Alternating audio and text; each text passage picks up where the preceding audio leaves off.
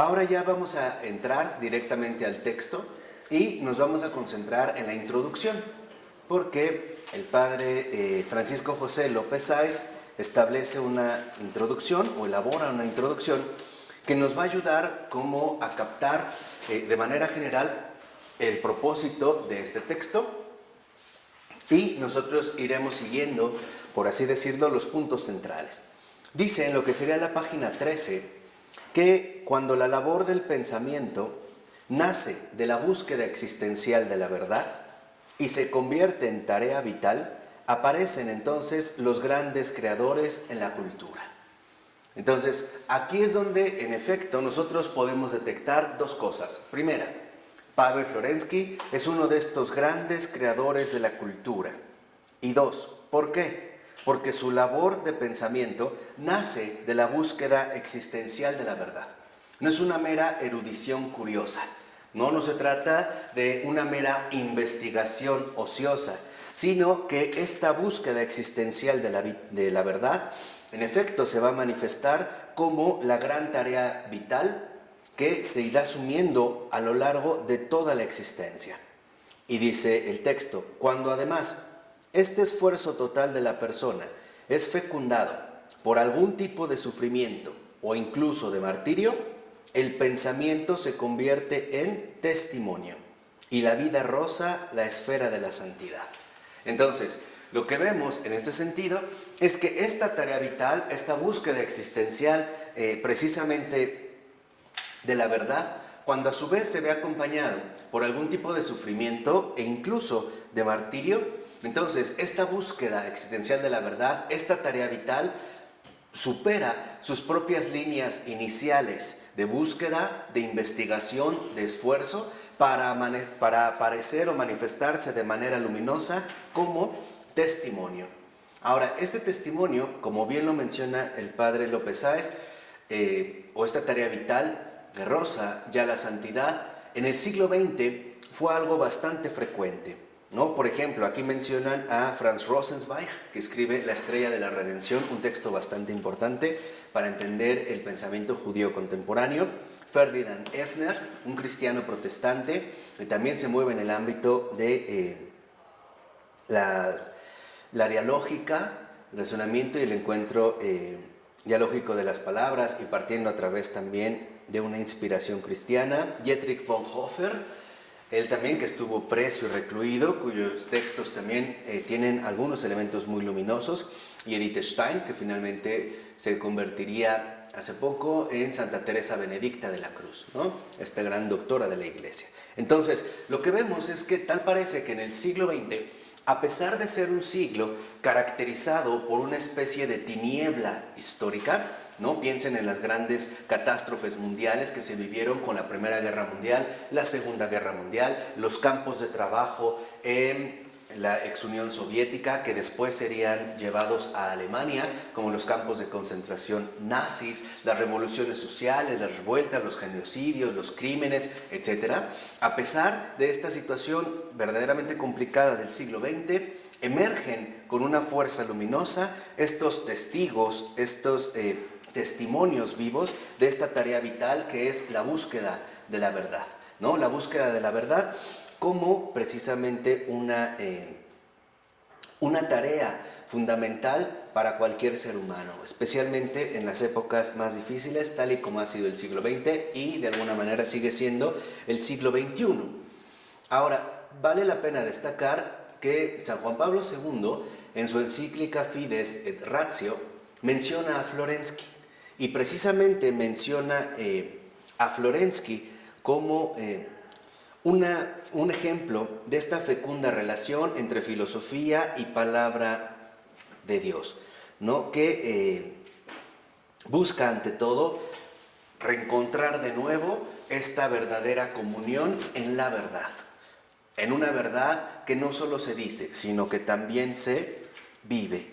Por ello, como nos dice el autor del texto en la página 14, segundo renglón, te invito, querido lector, a prestar atención al itinerario espiritual de uno de los representantes más destacados del renacimiento filosófico y religioso ruso de principios del siglo XX. ¿Por qué? Porque en efecto, como menciona el texto, se trata este itinerario espiritual de una auténtica aventura del espíritu. Sobre todo, como lo dice Tres Renglones antes de acabar el libro, precisamente en unos momentos, los que vivimos hoy en día, de grandes cambios, ¿no? De gran movilizaciones, donde parecería que cada vez nos cuesta más trabajo encontrar algún punto firme de apoyo para encauzar nuestras vidas. Y además de una frenética búsqueda por el sentido de la vida, ¿no? Donde tal parece que se vive una crisis de sentido y estamos tratando de buscar alternativas que nos permitan de alguna manera realizarnos como lo que somos, como personas. Y precisamente en estos momentos entonces de grandes cambios y de frenéticas búsquedas e incluso de continuas búsquedas, encontrar nuevos caminos para la fe y por lo tanto para la cultura universal. Entonces, darnos cuenta que justo a través de este curso, lo que también nosotros vamos a tratar de fomentar o a lo que nos vamos finalmente a incorporar a este impulso vivo donde está latente el espíritu de la verdad y por lo tanto la vida eterna, ¿no? Nos incorporamos entonces a este esfuerzo realizado para mostrar también estos caminos nuevos para la fe y para la cultura universal, ¿no? Un proyecto de cultura que, como lo vimos en la presentación anterior, depende ante todo de la santidad y comprender cuál sería el itinerario, la realización y sobre todo las exigencias de estos caminos nuevos para la fe. Entonces, aquí es donde ya podemos captar, en efecto, una de las grandes aportaciones que este gigante llamado Pavel Florensky nos aporta. El poner o el hacernos accesibles, el darnos a conocer caminos nuevos para la fe y para la cultura universal. Ahora, ¿cómo comprender entonces adecuadamente a Florensky? ¿Cómo es que lo podríamos nosotros comprender de manera adecuada? Tenemos básicamente dos dificultades. La principal es que a pesar de que su obra es bastante extensa, hay muy poco traducido y todavía menos al español. Habrá o se podrá encontrar algunos materiales de Florensky en ruso y serían aún así difíciles de encontrar algunos textos en inglés y algunos otros textos, por ejemplo, en italiano, que son, digamos, como donde más habría, ¿no? Obras disponibles de Pavel Florensky. En el caso del español, solamente se cuentan con pocos textos. El principal, que consideran la obra capital de Florensky, que es La columna y el fundamento de la verdad, ha sido publicada recientemente por la editorial Sígueme, y el traductor es justamente el padre Francisco José López Sáez, el que escribe este texto. Entonces, bueno, gracias a este esfuerzo podemos contar con esta obra. Hay otra como La perspectiva invertida, es un texto muy pequeño que habla sobre estética, publicado en Ciruela, Las cartas desde la prisión y de los campos, que es una selección que realizara EUNSA, La sal de la tierra, también por Sígueme, que es como este testamento espiritual que escribe Pavel Florensky de su batiushka, de su padre espiritual, el Santo Padre Isidor, y quizá ahorita por ahí se me esté yendo algún otro, pero en realidad hay muy poco, ¿no? Hay realmente muy poco de Florensky. Entonces, para comprenderlo, lo que debemos entender es la misma organización que Florensky hace de su obra. Entonces, en la página 15, a partir del tercer renglón, dice el texto: nuestro autor, Pavel Florensky, ha dividido su producción teológica, filosófica, espiritual, todo en uno. Acuérdense, esta unitotalidad, en dos etapas de contenido y orientación diferente. Entonces, aquí vale la pena destacar lo siguiente. Uno, darnos cuenta que los contenidos que Florensky nos va a ofrecer, o los contenidos mismos, ¿no? Las temáticas que Florensky va a ir desarrollando, no son solo cúmulos de información, sino que también representan orientaciones. ¿Por qué? Porque acuérdense que para Florensky se trata de una realidad viva y por lo tanto no podemos caer en el engaño de suponer que se trata únicamente de una teoría que nada tendría que ver o que de ninguna manera tendría repercusión en la vida del hombre, ¿no? Entonces, debemos captar para comprender bien a Pavel Florensky que los contenidos que él va a ir desarrollando y que afortunadamente no solo en este texto que vamos a estudiar se limitan a la columna y el fundamento de la verdad, a pesar de que la asume como la columna vertebral, sino que nos ofrece también muchísimos otros textos que él mismo ha traducido y que nos ha permitido conocer también estos contenidos. Entonces se van a manifestar como orientaciones, ¿no? O sea, como posturas hacia las cuales encaminar toda nuestra existencia. ¿Por qué? Porque se trata, como lo hemos dicho, de una realidad viva. Y en este sentido, tanto estos contenidos y orientaciones marcadas por el esfuerzo de construir, en último término, una teodicea y una antropodicea. Entonces, esta realidad viva, por decirlo así, se dividiría en una teodicea,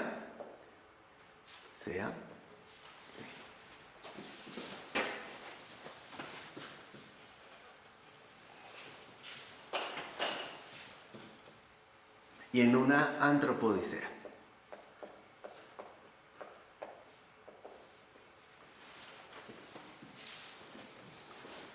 Y aquí lo que vamos a tratar de comprender a grandes rasgos es en qué consiste cada una de estas etapas que en último término nos llevan a un camino único. Entonces, para Florensky, tanto la teodicea, ahorita iremos dando los rasgos principales de cada una de ellas, pero tanto la teodicea como la antropodicea constituyen un camino único. De tal forma que entonces no están divididos, ¿no? No se trata de cuestiones separadas, y lo que podemos ver es que la primera etapa, lo dice el texto unos 4 renglones abajo, está marcada existencialmente por el impacto del monacato y el estudio de la vida espiritual. Entonces, para Florensky, la teodicea de este camino único está marcada ante todo por la experiencia viva del monacato,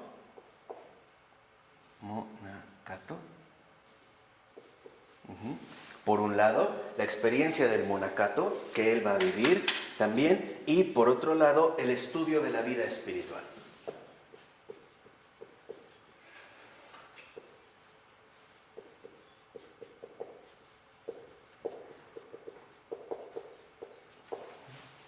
Este es, digamos, como la parte teórica, la parte que Florensky, dentro de este camino único, aborda basándose en la experiencia del monacato y en el estudio de la vida espiritual. Estos dos elementos son justamente como los puntos de partida fundamentales para la teodicea. Por el contrario, la antropodicea está fundada en la experiencia del matrimonio, porque él fue un sacerdote casado, como buen ortodoxo, y en el sacerdocio.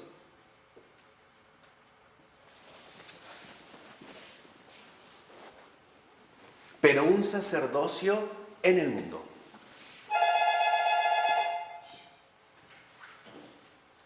Un sacerdocio que en efecto, ¿no?, se da en el mundo.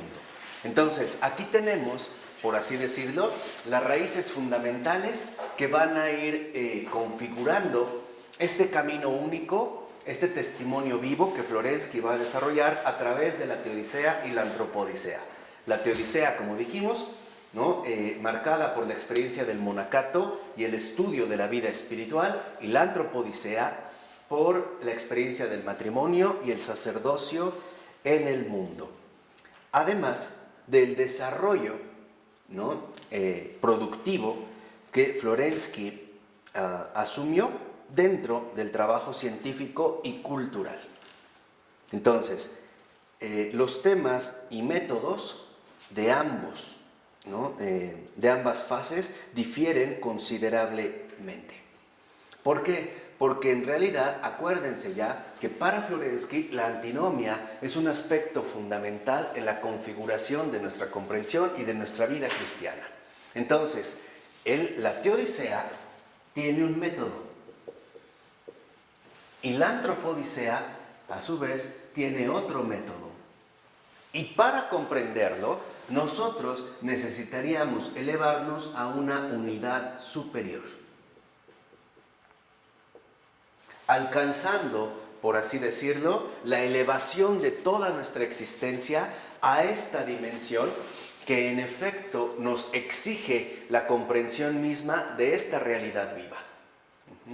Entonces, Florensky va a tratar finalmente incluso de encarnar la antinomia y desarrollarla de la manera más coherente. Por ello, lo que vemos, y es algo que menciona el autor del libro, es que en último término, este camino único constituye un itinerario.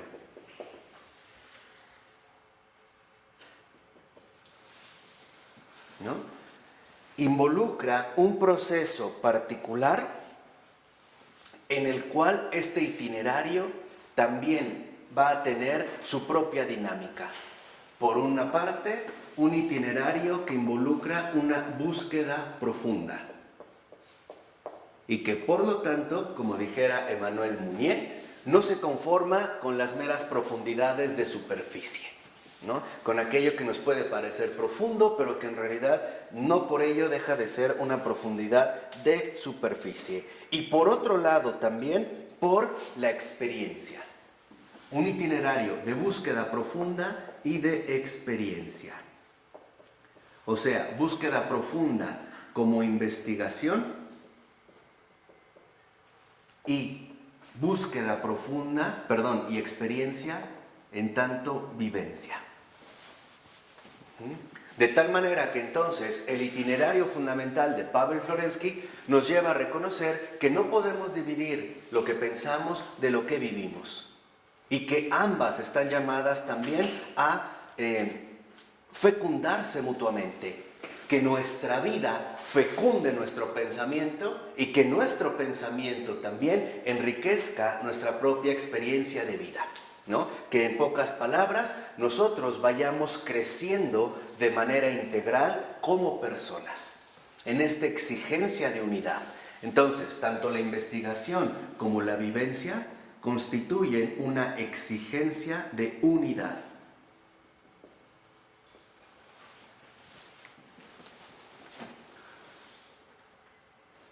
De tal manera que entonces esta exigencia de unidad asume la diversidad de perspectivas.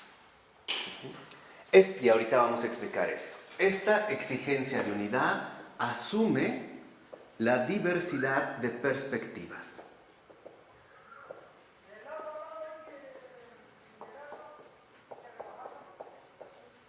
Y aquí quizá valdría hacer nada más un pequeño contraste para entender la diferencia de esta diversidad de perspectivas con un perspectivismo como el de Nietzsche. Para Nietzsche el perspectivismo significa que cada uno está llamado a adoptar la perspectiva propia, ¿no? Entonces, como que todo en este sentido se relativiza, ¿no? Como que todo quedaría subjetivizado, ¿no? El perspectivismo tal parece apuntar en último término a ver las cosas según cada perspectiva. Para Florensky no es así. Para Florensky, asumir la diversidad de perspectivas significa captar las exigencias de comprensión que la propia realidad nos va solicitando. O sea, darnos cuenta que entender el mundo no solo se hace a través de una perspectiva, sino que se tiene que hacer a través de muchísimas perspectivas para ir captando aspectos, fases, matices, contradicciones, incluso discontinuidades de este mismo conjunto total. Quizá la manera más sencilla de expresarlo sea a través de una imagen, y sería una imagen musical, sinfónica. Cuando una orquesta ejecuta una sinfonía con gran maestría, podemos decir que la melodía es una, pero cada instrumento constituye una perspectiva a través de la cual, cuando se juntan estas perspectivas, aparece la unidad total. Entonces, la ejecución de un violín nos da una perspectiva en la configuración de esta totalidad. ¿Vamos? Y el piano o el cello o el violonchelo o qué sé yo, nos van ofreciendo estas perspectivas que nosotros debemos tratar de ir captando incluso en su propia discontinuidad. O sea, no ser partícipes de ninguna manera de los reduccionismos, sino entender que estamos más bien llamados a crecer incluso dentro de estas perspectivas como, o mejor dicho, tal y como lo exige la comprensión de la unidad. Entonces, asumir la diversidad de perspectivas involucra también un esfuerzo de comprensión.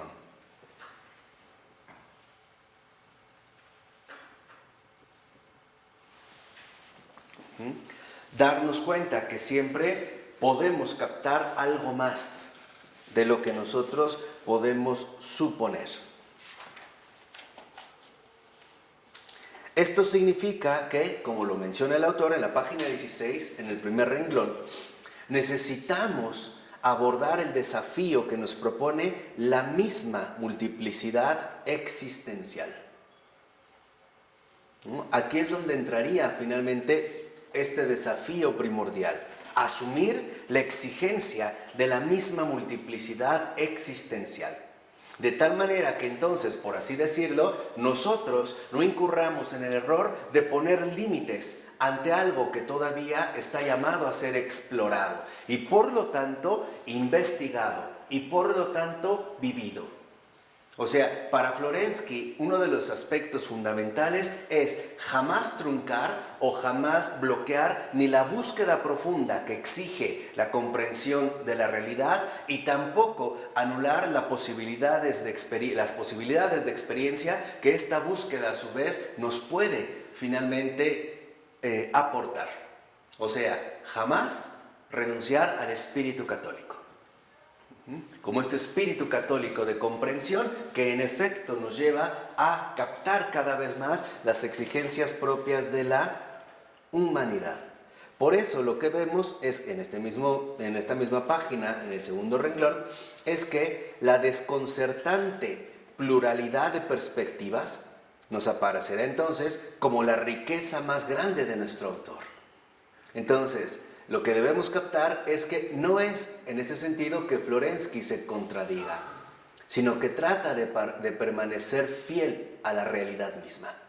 Entonces, esta realidad viva exige fidelidad, no alteración, o vamos a decirlo así, exige fidelidad y no distorsión.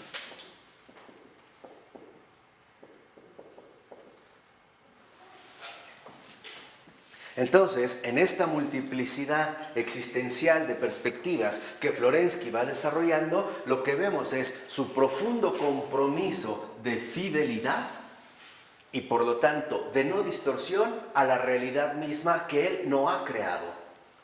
Entonces, por decirlo también en este sentido, como camino espiritual, estamos llamados cada vez más a conocer mejor lo que nosotros no hemos creado, lo que no ha sido producto nuestro.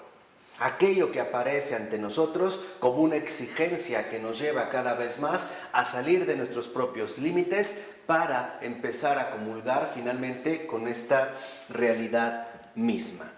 Ahora, se pregunta el autor al iniciar el otro párrafo: ¿cuál es la lógica interna de las dos etapas del pensamiento florenskiano? Por cierto, ¿sí quedó claro esto entonces? ¿No? ¿Cuál es entonces la lógica interna? O sea, ¿cuál es la dinámica? Primero, en la Teodicea afronta Florensky el estudio del fundamento de la razón humana.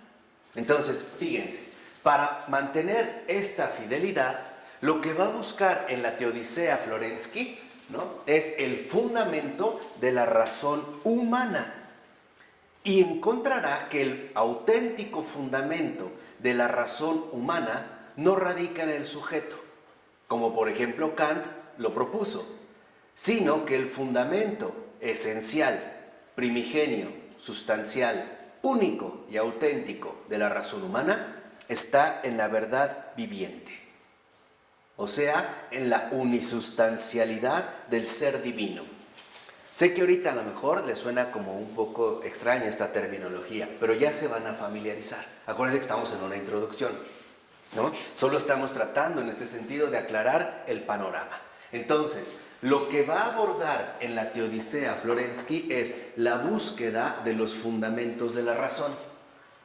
Y esta búsqueda de los fundamentos de la razón lo lleva a detectar que la razón está realmente enraizada. Creo que hoy estoy escribiendo peor que otros días. Pero que en realidad la razón está enraizada en la verdad viviente. O sea, la razón descansa en algo más que ella misma. La razón no es autónoma, sino que la razón es heterónoma. Proviene de un origen distinto a ella misma. Y este origen finalmente es el dogma de la unisustancialidad del ser divino. Entonces, la manera en la que Florensky va a rastrear el fundamento de la razón humana y lo va a encontrar en la verdad viviente es a través precisamente del estudio del dogma. Del dogma y, digamos, la repercusión que éste trae consigo en la experiencia del monacato y también en el estudio de la vida espiritual. Ahora, el cometido de Florensky es que a través precisamente del dogma uno pueda sumergirse en el fondo espiritual eclesial. ¿Por qué? Porque este fondo espiritual eclesial es donde Florensky encontrará que reinan las mismas leyes de la síntesis sobrerracional del dogma y las redes, digamos, fundamentales de los escritos de los santos padres. En pocas palabras, lo que Florensky en este sentido va a detectar es que la verdad viviente que se manifiesta en el dogma nos va a llevar a algo suprarracional.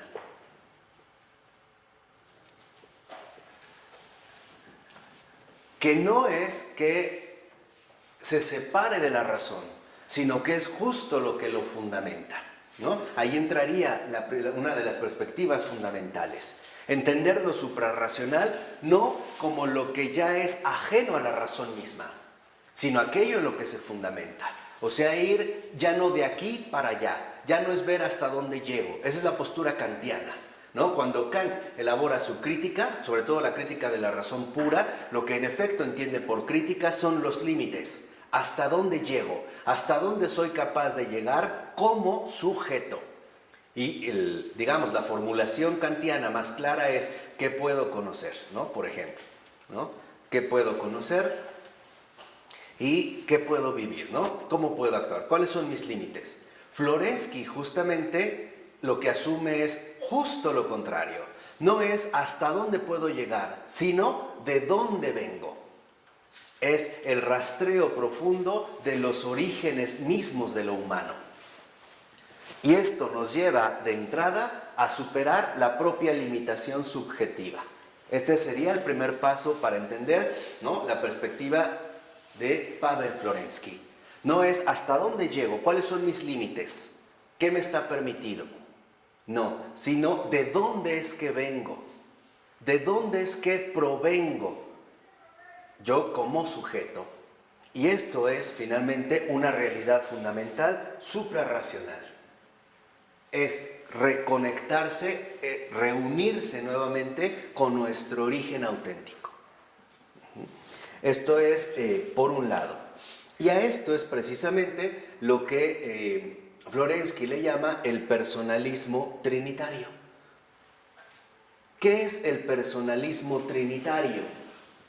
Es reconocer que la persona tiene su origen y raíz en algo que no es ella misma, sino que proviene de la verdad viviente, o sea, de la unisustancialidad, o sea, la Trinidad.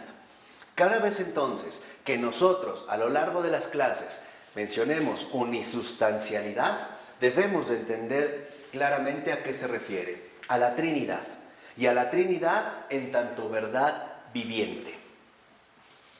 Ahora, ¿quedó claro la teodicea? ¿Sí? Ahora, ¿qué ocurre con la antropodicea? Lo que hace Florensky en la Antropodicea es estudiar las raíces de todos los ámbitos de la actividad práctica humana, o sea, la cultura. Entonces, si aquí, ¿no?, en la Teodicea aparece la razón, en la Antropodicea lo que aparece es la actividad humana.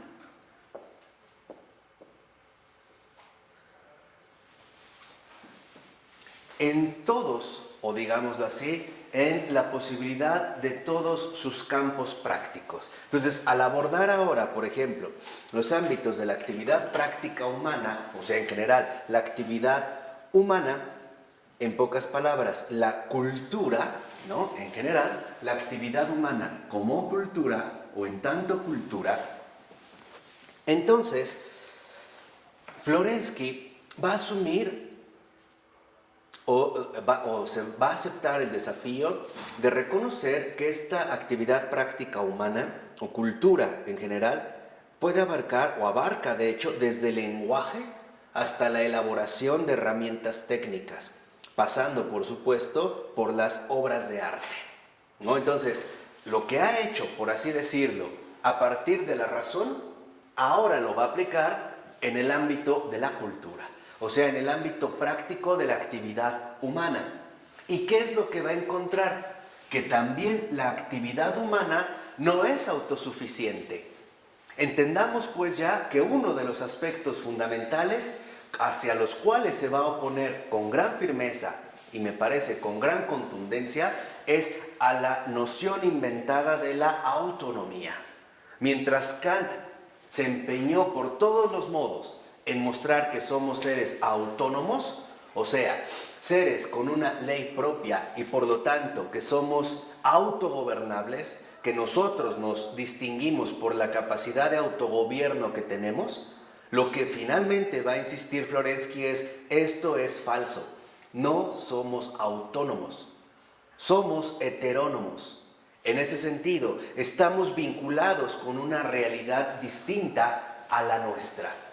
Y por ende, no podemos quedarnos limitados a las propias invenciones o caprichos de la subjetividad, sino que tenemos que recuperar la integridad de la realidad misma y no cortarla, no decir hasta aquí, sino irse, por así decirlo, a la otra perspectiva, que es en gran medida lo que Florensky llama la perspectiva invertida.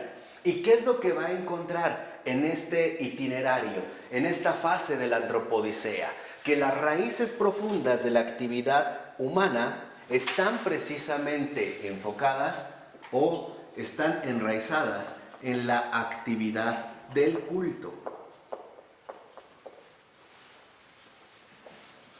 Entonces, si aquí Florensky, en el ámbito de la Teodicea, toma, ¿no?, como guía fundamental el dogma, en la Antropodicea, Florensky va a tomar como orientación fundamental el culto. ¿Y qué en particular del culto? Los sacramentos. Y de manera muy especial, la Eucaristía. ¿Por qué los sacramentos? Porque en los sacramentos encuentra Florensky este espacio-tiempo transfigurado. ¿Por qué transfigurado? Porque ahí es donde en los sacramentos se da esta antinomia fundamental de lo terrestre y lo celeste, lo visible y lo invisible.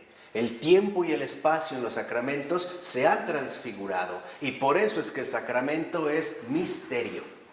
Si no estuviera realmente presente lo celeste, no sería misterio, sería cualquier cosa. Pero en el sacramento, en los sacramentos y sobre todo en la Eucaristía, es que se vive esta transfiguración profunda del espacio y del tiempo.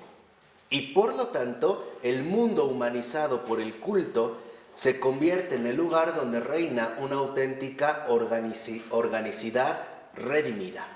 O sea, Florensky encuentra que el fundamento auténtico de la actividad práctica humana, o sea, de la cultura, y que se manifiesta a través de los sacramentos y en particular de la Eucaristía es la redención, la acción redentora. La redención, en pocas palabras, de el Salvador, de Cristo y, obviamente, de la Trinidad. Entonces, para Florensky, si lo ven, esta búsqueda o este camino único contempla lo suprarracional, que es la unisustancialidad, o sea, la verdad viviente, la Trinidad, y, por otra parte, también aborda la obra concreta de esta Trinidad, que es precisamente la redención. Redención que ya está anticipada de alguna manera en los sacramentos y de manera bastante especial en la Eucaristía. Entonces, por así decirlo, cuando nosotros vayamos avanzando en el estudio de Florensky, en un primer momento nos vamos a concentrar en la teodicea. Y por eso puede ser el ámbito que nos resulte un poco más complicado, porque lo que va a indagar Florensky son los fundamentos de la razón humana. Cuando atravesemos la primera parte del itinerario de la teodicea y demos paso a la antropodicea, entonces abordaremos el fenómeno cultural del hombre e ir rastreando de qué manera este fenómeno cultural tiene como raíz fundamental la redención. O sea, en pocas palabras, el estudio de Florensky contempla siempre la presencia real, o sea, simbólica, de los dos mundos. El mundo visible y el mundo invisible. Por eso, para Florensky, moverse en la realidad no es tan complicado, porque da por un hecho que estos dos mundos están finalmente, ¿no?, manifestados en la realidad. Y esto es lo que para Florensky imprime las leyes del sentido. Logos encarnado en la materia, la carne. Entonces, para Florensky, justamente los dos mundos, el espiritual y el material, son los que nos permiten entender la espiritualización de la materia, o bien la materialización del espíritu, o sea, sentido, el logos, que lo va configurando, y la carne. Entonces, la razón, en la teodicea más bien, aparece como logos.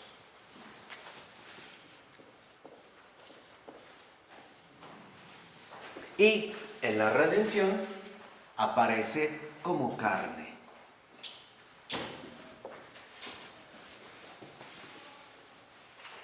Y aquí vemos que estos contenidos, orientaciones, en efecto nos van a hablar del aspecto, por así decirlo, invisible de Dios en el logos y del aspecto visible de Dios en la redención, es decir, en la carne, teniendo precisamente, ¿no?, en como referencia fundamental la encarnación, lo que les decía, la antinomia fundamental a partir de la cual todo lo demás adquiere su verdadero sentido, su verdadera materialización y su verdadera realización. Entonces, lo que vemos es que ambas etapas, ¿no?, lo dice el texto al iniciar el otro párrafo, constituyen un mismo proyecto intelectual. Entonces, el itinerario es uno. No se trata de dos momentos contrapuestos o de dos situaciones distintas. Se trata de fases de un camino único cuyo itinerario recorre o atraviesa primero el ámbito de la teodicea y finalmente recaerá en el ámbito de la teodicea. O, por ponerlo en otros términos, lo primero que busca Florensky es la liberación de la razón de sus propias ataduras. ¿Para qué? ¿Para qué liberarla de sus propias ataduras? Para que sea libre de encarnar a la verdad viviente, o sea, la santidad, purificar el pensar y el obrar. Y a esto precisamente, ¿no?, Florensky le llama un intento de comprensión integral del mundo. Entonces, en esta actividad humana, que nos llevaba, ¿no?, a esta exigencia de unidad de estas dos fases, Florensky desarrolla un intento de comprensión integral del mundo.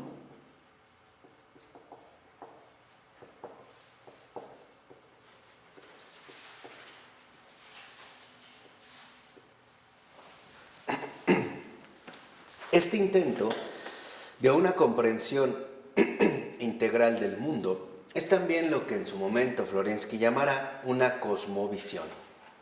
O sea, la cosmovisión es este intento de comprensión integral del mundo en sus dos dimensiones, tanto visibles como, en sus dos dimensiones, la visible y la invisible, pero en su unidad fundamental. Para Florensky, entonces, la realidad no solo es lo que vemos, es más de lo que vemos. Pero esto no niega lo visible. Simple y sencillamente nos lleva a buscar enriquecer mediante una comprensión integral del mundo la realidad misma y las exigencias de comprensión que esto mismo conlleva. Por eso, en este sentido también, Florensky busca establecer su obra como una especie de respuesta. Una respuesta a un mundo contemporáneo, particularmente el siglo XX y siglo XXI, que está como sedienta de sentido, que está sedienta de algo más de lo que está ocurriendo, para llenar este vacío, por ejemplo, que el materialismo exacerbado ha generado en el alma humana. El darse cuenta de que, en pocas palabras, las cosas no llenan el espíritu del hombre. Y por otro lado, estas propuestas espiritualistas de un mundo inalcanzable, incompatible con la realidad material, carnal en la que vivimos, y las cuales, en último término, generan una profunda añoranza en el espíritu humano, ¿no? De algo en lo cual finalmente estamos como desinstalados. Por un lado, lo puramente material nos llena el alma, y por otro lado, lo puramente espiritual nos resulta finalmente inaccesible, ¿no? Inabarcable, por mucho que sean los intentos que se quieran llevar a cabo. Y la razón, para avanzar un poquito, es muy simple. ¿Por qué? Porque nosotros, en tanto personas, somos espíritus encarnados. Somos finalmente realidades integrales de aspectos visibles, pero también de aspectos invisibles. De tal manera que si no logramos esta comprensión integral, que es justo lo que nos busca transmitir el padre Pavel Florensky, no encontraremos realmente el sosiego que buscamos y tampoco encontraremos nuestro papel en el mundo. Nos sentiremos finalmente como ajenos a esta realidad que en último término nos rodea y de la cual, en este sentido también, formamos parte. Por ello lo vemos que para Florensky se reduce en último término esta realidad viva, este camino único, sea una experiencia. Y una experiencia única. Pensar y vivir como una experiencia profundamente enriquecedora. Por eso es que para Florensky, y este es un aspecto muy importante que debemos destacar, contemplación es experiencia, o sea, enriquecimiento de vida. Y no como solemos suponer que la contemplación es salirse del mundo y tratar de acceder a otra realidad que quién sabe qué cosa es. No, la contemplación, la experiencia en este sentido, nos lleva a una experiencia de la realidad viva. Y por lo tanto, a esta experiencia también, Florensky le llamará visión.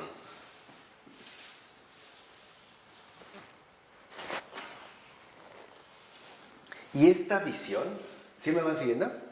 ¿Vamos bien o vamos muy rápido algo? ¿No? Y esta visión, precisamente, Florensky la encuentra ubicada en el tema de la belleza como la encarnación de la idea en la materia.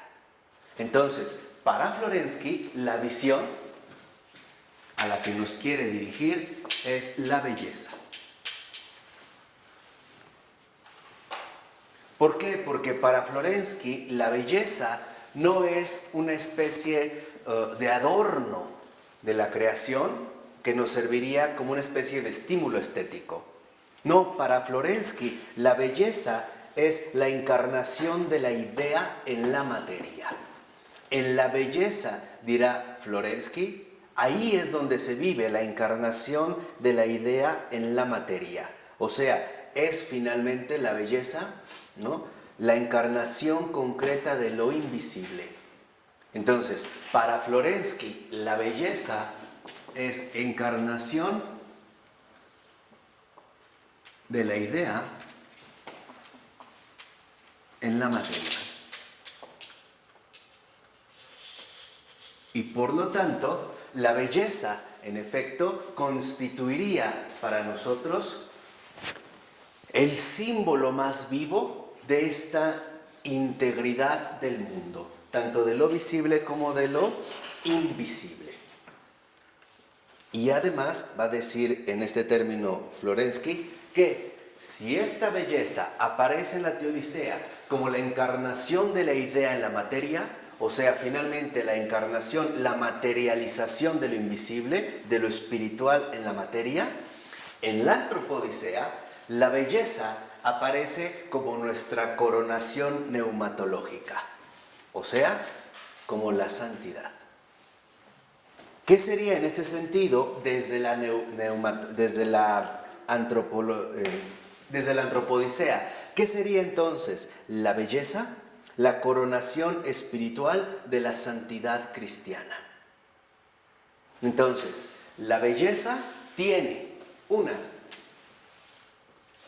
su manifestación en la Teodicea, la encarnación de la idea en la materia, la concretización de lo visible en lo visible, ¿no?, por así decirlo, la antinomia fundamental de lo visible en lo que sí nos resulta visible. Y la belleza en la Antropodicea es nuestra coronación neumatológica, o sea, nuestra coronación espiritual, es decir, la santidad de la vida cristiana. Entonces, desde el punto de vista teórico, desde la perspectiva teórica que Florensky desarrolla, podríamos decir, la belleza aparece en la Teodicea como la auténtica contemplación.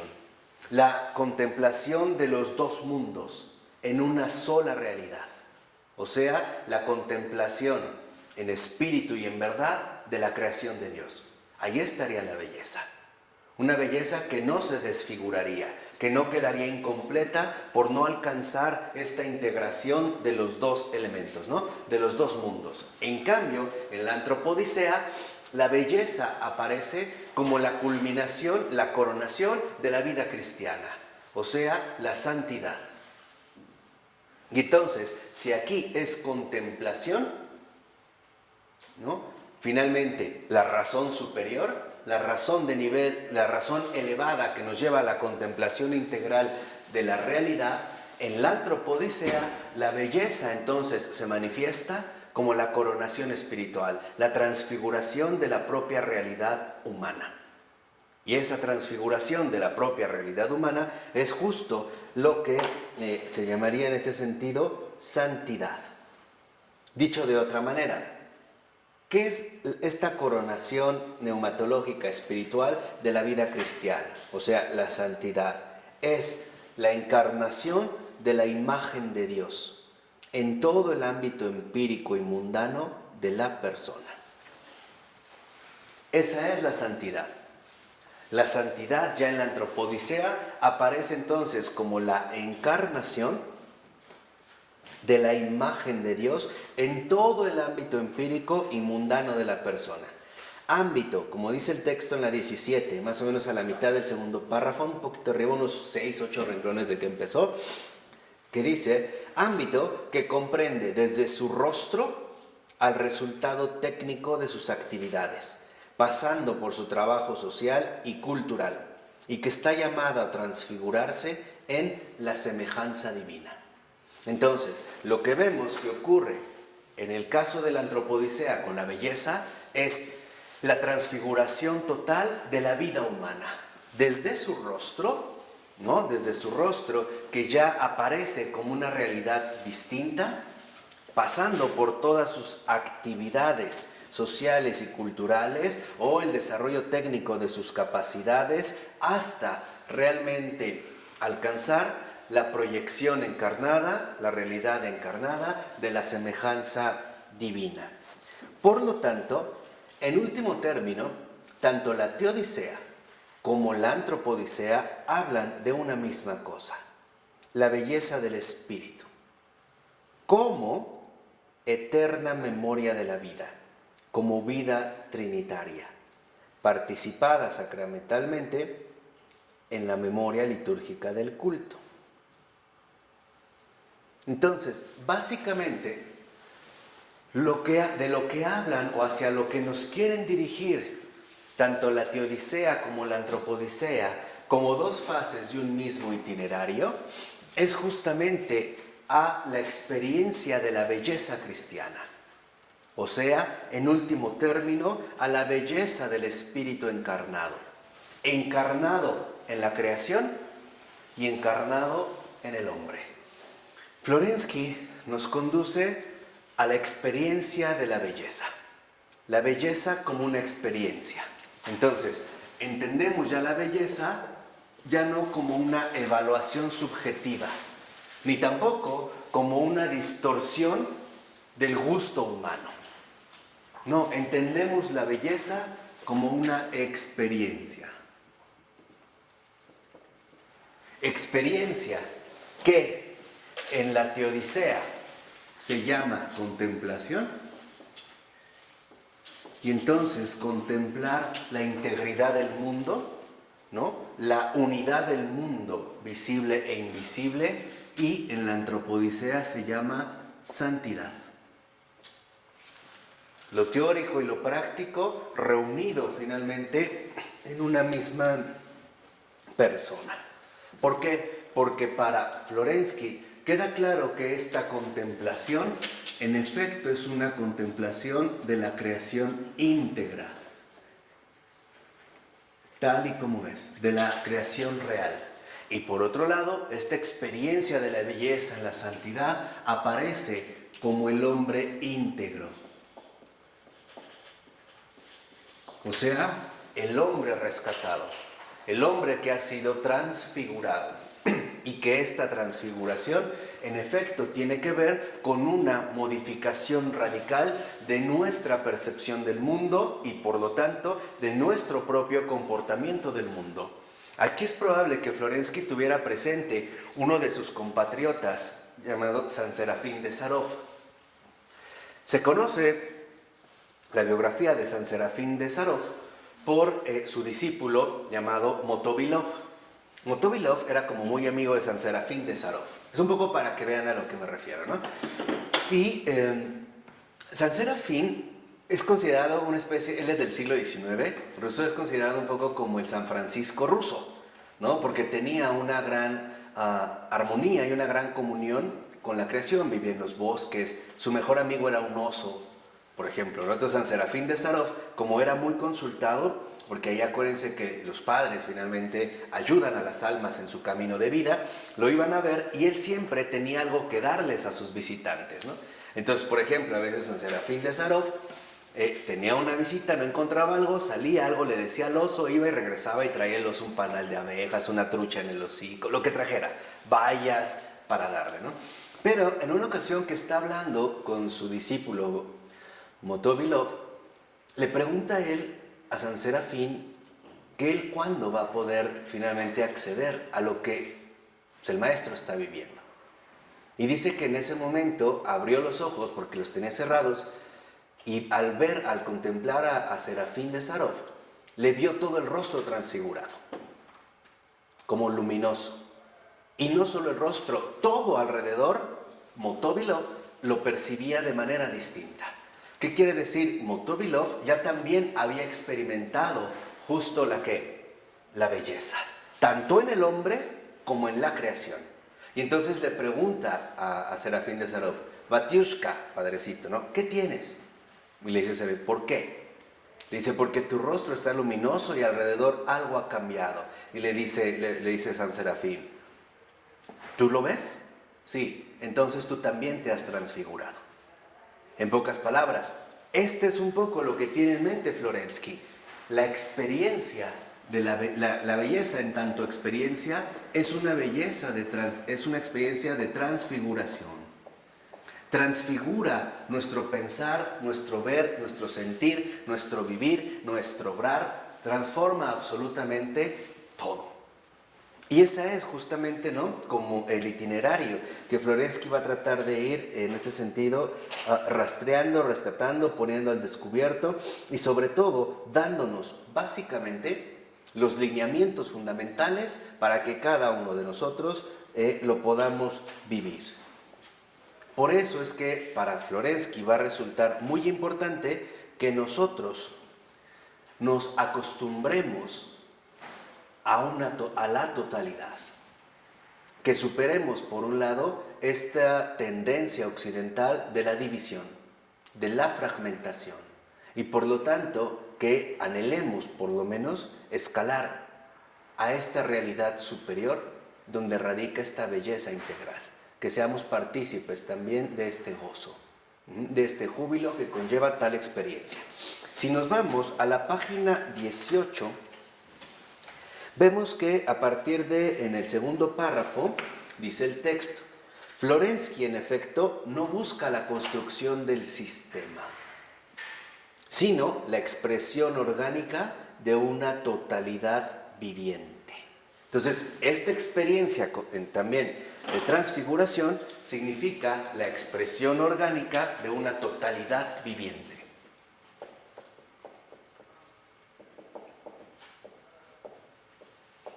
Expresión orgánica de una totalidad viviente.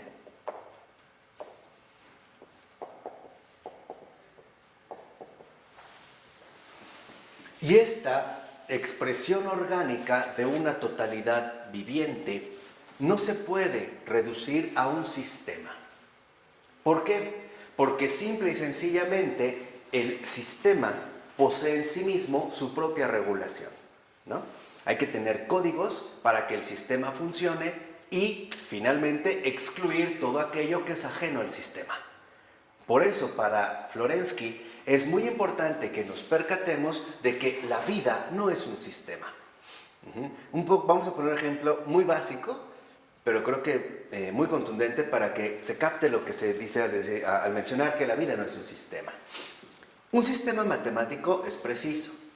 Y es tan preciso que se requiere, por ejemplo, para la configuración precisamente de sistemas computacionales, la elaboración de lenguajes artificiales y, en pocas palabras, el sistema debe de funcionar perfectamente bien para que este sistema tecnológico se ponga en marcha. Digo, aquí tenemos un experto, ¿no? O sea, lo estoy tratando de... Si no, tú me corriges, ¿eh? Yo nada, digo, lo trato así con lo que entiendo, porque no, ahí soy un lego, ¿no? Dice, no sé bien qué onda. Entonces, lo fundamental está en la elaboración del sistema, de tal forma que lo que vas a buscar en el sistema es una predicción continuada. O sea, que si yo sé que pongo A más un algoritmo distinto que me una con B, el resultado tiene que ser C, ¿no? Tampoco soy matemático, entonces, bueno, si no me avientan algo, ¿no? Me cae, no sé. Bueno, pero es la precisión del funcionamiento. Lo cual lleva a que el sistema anule cualquier posibilidad de imprevisión, de inesperado. En el sistema yo sé que si muevo esto se tiene que generar. Es un cálculo. Para Florensky queda claro que la vida, y conste que Florensky fue un genio matemático, todavía no mencionamos su perfil biográfico, todavía no, estamos respetando, ¿no?, los pasos. Pero era un genio extraordinario. De hecho, precisamente Pavel Florensky es, en los estudios que realizó de matemáticas, el verdadero padre de la cibernética. El que puso las bases fundamentales para la elaboración de estos lenguajes computacionales. Pero lo importante aquí es que dentro del sistema no hay cabida para las sorpresas. Todo tiene que estar bajo control. Si no, no funciona, ¿no? Así a grandes rasgos. Pero Florensky se da cuenta que la vida no es un sistema. ¿Por qué? Porque en la vida es imposible mantener bajo una precisión estricta la propia dinámica vital de todo lo existente. Por ejemplo, yo sé que 2 más 2 es igual a 4 y que esto no ha cambiado. ¿Estamos? Que ahí yo no tengo problemas, en el 2 más 2, ¿no? Yo sé que dentro del sistema hay ya un funcionamiento determinado. Todo está calculado. Yo sé que 2 más 2 es 4. Pero en la vida, en la manifestación propia de la vida, 2 más 2 no siempre es 4. Por ejemplo, en lugar de 2, pensemos, este muchacho es muy honesto y muy sincero. A esto le añado que es muy educado, que es fiel y que me ama. El resultado sería, me caso con él. El resultado puede ser, no me interesa, me voy con el otro patán. Ahí 2 más 2 no es 4. En el sistema, por ejemplo, en los campos de concentración nazi, me estoy inspirando ahorita en un ejemplo de Nikolai Steinhardt, en un libro extraordinario que se llama El diario de la felicidad. Decía, tú formas parte del ejército, a esto le añadimos que tú cumples órdenes, el resultado es que las ejecutas, ¿no? Eres soldado, tienes que hacer tu trabajo, entonces es igual a que tú vas a ejecutar las órdenes. Pero decía Nikolai Steinhardt, en la vida 2 más 2 no es 4. Tú eres un soldado, yo te doy una orden y el soldado se rebela. Entonces el soldado, por ejemplo, le dicen, mata a esta mujer. No, tú eres un soldado. Ahí está el primer 2. A esto le añado que como soldado, como miembro de mi sistema, estás bajo mis órdenes. Entonces la orden es, mata a esta mujer. ¿Cuál sería el resultado? Pues matarla, ¿no? En el sistema, 2 más 2 tiene que dar ¿qué? 4. Pero en la vida dice, a un alemán le decían, eres un soldado, se da por hecho que estás bajo el sistema, se le da la orden, ejecuta a esta mujer y el soldado se revela. El soldado dice, no lo hago. Ah, entonces te mato a ti, mátame. Por eso es que en el siglo XX y a partir de estas experiencias totalitarias, ¿no? Estos regímenes totalitarios, se empezó a poner tanto en entredicho la noción de sistema. ¿Por qué? Porque cuando se ha querido que la vida funcione como un sistema, sobre todo con el rigor matemático y también con el rigor de anular cualquier posibilidad fuera del sistema, se dieron cuenta que esto generaba violencias extraordinarias. ¿Por qué? Porque la vida, en este sentido, no es un sistema. Por eso, Florensky va a ser, en este sentido, distinta a la elaboración, como lo habíamos mencionado, de este sistema. De hecho, incluso el estilo de Florensky es circular. Circular, no repetitivo. Aguas, ¿eh? El eterno retorno de los griegos, que después también va a emborrachar a Nietzsche, es la repetición de lo mismo. Ese es el eterno retorno, ¿no? Es como una repetición de lo mismo. Por ejemplo, las estaciones del año, que hoy debido al cambio climático es difícil percibir este eterno retorno.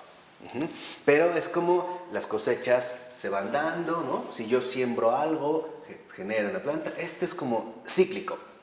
En Florensky es circular, pero no repetitivo. ¿Por qué? Porque en cada retorno, en cada giro que se da para retornar al punto originario, se capta una realidad insospechada. No sé si se entiende. Se puede volver a captar ahora una dimensión que a lo mejor había pasado desapercibido. Es como a veces lo que hacen los buenos lectores, ¿no? Leen varias veces un mismo libro y siempre encuentran algo distinto. Algo se pasó. Entonces, es importante la circularidad para darnos cuenta que estamos ante algo prácticamente inagotable y no repetitivo. Quiere decir que es necesario muchas veces, ¿no?, girar de nuevo sobre el mismo asunto para captar matices que nos habían pasado desapercibidos, aspectos enriquecedores que no percibimos y, en último término, seguirnos alimentándonos, enriqueciéndonos de esta fuente inagotable. No repetitiva, ¿no? Jamás repetitiva. Todo lo que vemos es bueno, es nuevo. Quien también lo captó muy bien fue Dieter Stein. Si ustedes leen esta obra extraordinaria, Ser finito y ser eterno, Verán que cuando ella habla precisamente de esta fuente inagotable, dice, nosotros suponemos, por ejemplo, que una planta, ¿no? Lo voy a tratar de limitar, que una planta crece por sí misma debido a su fuerza orgánica, ¿no? O sea que si yo siembro una semilla, va a salir una plantita o después un árbol o qué sé yo. Pero dice Wittgenstein, no es así. ¿Por qué? Porque la realidad solamente se sostiene a partir de la donación que Dios hace de este ser. En pocas palabras, no es que Dios crea y las cosas siguen, sino que más bien Dios está por delante de las cosas, dándole a cada instante, a todo lo que existe, su conservación misma. Esa es una perspectiva totalmente distinta. De tal manera que entonces, si nosotros alcanzáramos la verdadera contemplación, veríamos que la hoja, curiosamente, o la planta que nosotros podemos ver, no es la misma. Y no obstante, sí es la misma. Aquí es lo que quiero que empiecen a entrar, ¿no? Como en conflictos en la razón, porque eso es lo que nos ayuda a ir creando como estas rupturas necesarias, esta ascética, como lo veremos. ¿Y por qué? Porque en último término, para Florensky, esta fuente inagotable, jamás repetitiva, no es otra más que la verdad.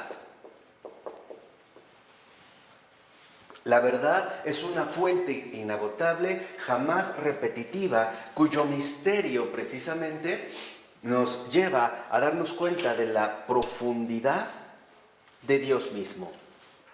Y cómo esta profundidad de Dios mismo también está impresa en la obra creada. En pocas palabras, tal parece que Florensky nos invita a considerar lo siguiente: lo creado no es tan simple como suponemos. Lo creado lleva el sello de su creador. Y entonces nos lleva a superar las perspectivas enteramente simplistas, ¿no? Esto es bien importante de captar, porque lo que nos está recordando Florensky es que la realidad, ¿no? La verdad es Trinidad. Y por lo tanto, todo lo creado no es tan simple como las perspectivas reduccionistas, ya sea desde la ciencia, desde el arte, la filosofía, la antropología, la economía, la política, etc., nos quieren presentar. Más bien la realidad misma para nosotros resulta un misterio inagotable, porque emana, por así decirlo, manifiesta su profunda vinculación con quien lo ha creado.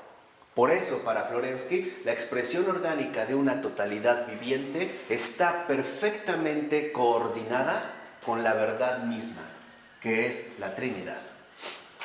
A lo mejor, si intentáramos ponerlo en términos sencillos, a veces no es fácil con Florensky, podríamos decir que para Florensky todo lo creado tiene la imagen de su creador.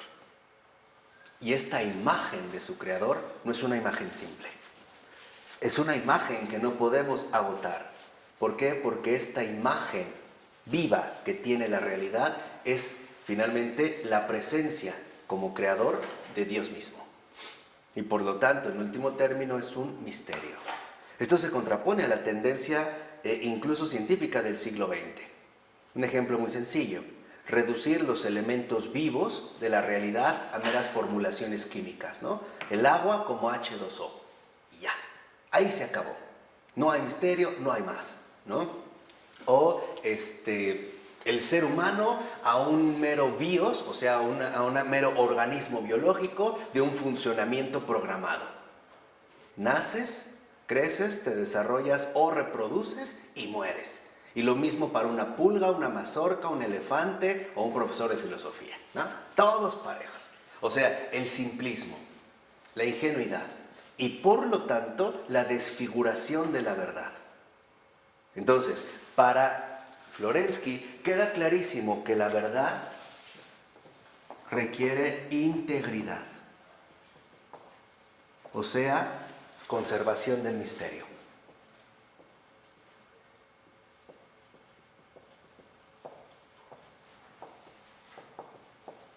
¿Y qué es en realidad el misterio? Dios mismo. Esa es la integridad.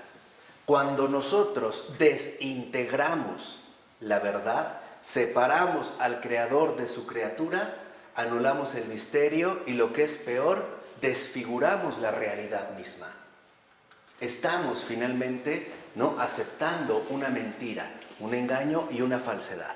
Y ese también es un aspecto muy importante al que Florensky nos va a poner sobre aviso. ¿Vamos? Por ello es que si nos vamos a la página 19, por ejemplo, más o menos unos 6, 7 renglones antes de que acabe el párrafo, habla el texto de una armonía de la cumbre. Y es una expresión muy hermosa. ¿Por qué? Porque en efecto esta integridad, conservación del misterio, nos llevará en último término a una armonía de la cumbre. O sea, a una compenetración, a un compromiso fundamental con esta realidad superior que todo lo envuelve, lo configura y aparte, ¿no?, lo sostiene. Entonces es muy importante ascender a esta armonía de la cumbre a pesar de nuestras propias limitaciones, dejándonos más bien, en ese sentido, enriquecer por la objetividad que ciertamente nos desborda. Y en esta armonía de la cumbre, lo que también vamos a encontrar, y esto es algo fundamental, son, por un lado, claro, las manifestaciones luminosas de lo creado, pero también encontraremos, por ejemplo, las contradicciones más dolorosas del corazón humano. Porque acuérdense que también incluso en esta armonía de la cumbre, no solo en nuestro mundo creado, concreto, real, ¿no?, en el que vivimos, no solo hay luz, también hay sombras. Y necesitamos precisamente superarlo para alcanzar finalmente una comprensión sinfónica.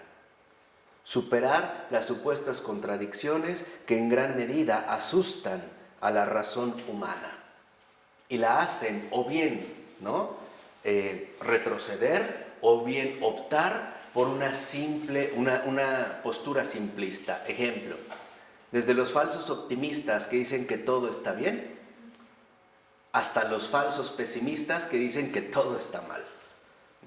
Entonces, Florensky nos dice, no, tenemos que aprender a ir integrando estas contradicciones vivas que hay en nuestra realidad, tanto exteriores como interiores, hasta alcanzar una verdadera armonía de la cumbre. O sea, hasta finalmente participar de la experiencia fundamental que se llama belleza.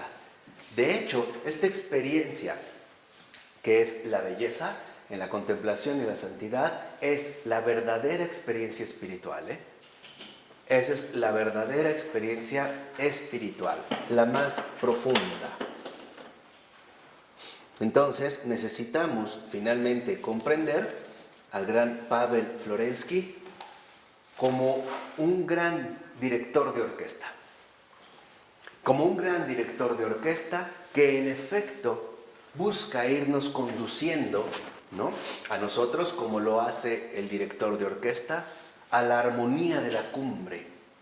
Pasar, lo mismo que ocurre en una sinfonía, pasar de estos preparativos estridentes, incoherentes, caóticos, a la plasmación del resultado final. Cuando vamos a un concierto, por ejemplo, de música sinfónica, y todavía no sale el director, la orquesta dice que está afinando, pero se oye horrible. Cada uno, ¿no? Se oye, pero cuando llega el director y empieza, el resultado es extraordinario. Entonces, esto es, en pocas palabras, digamos, el propósito fundamental que Florensky nos propone y que nosotros aceptamos y compartimos: pasar de las tinieblas a la luz. Ese es el itinerario. El itinerario de la armonía de la cumbre, para acceder a la armonía de la cumbre, implica pasar, o sea, ir de las tinieblas a la luz.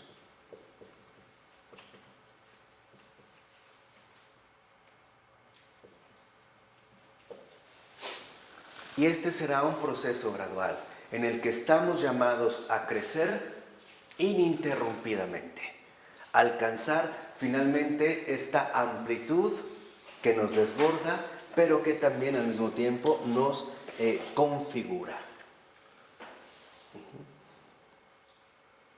Por ello vemos que en último término, lo que nos presenta Florensky es el paso fundamental de las tinieblas a la luz, tanto en el ámbito teórico o racional, como en el ámbito práctico o vivencial. Florensky, en este sentido, nos ofrece la liberación del error a través de la comunión con la verdad. Y por lo tanto, recuperar nuestra comunión con Dios. Que ese es precisamente, ¿no?, el cometido fundamental de Cristo desde su encarnación.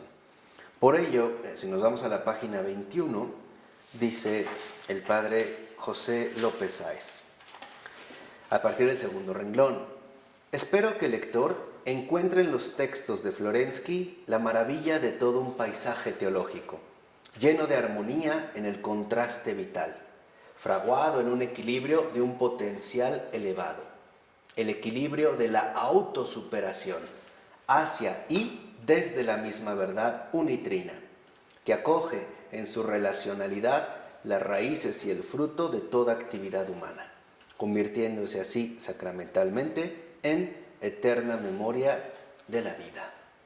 Entonces, este punto de pasar de las tinieblas a la luz es justamente un esfuerzo de autosuperación.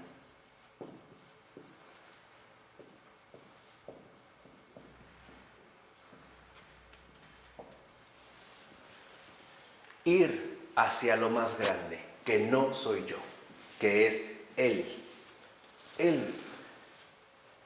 Él que es la verdad. Él que es el camino, Él que es la vida. Y Él que no está solo. Él que es, en último término, unitrino, unisustancialidad, o sea, Trinidad, o sea, Padre, Hijo y Espíritu Santo.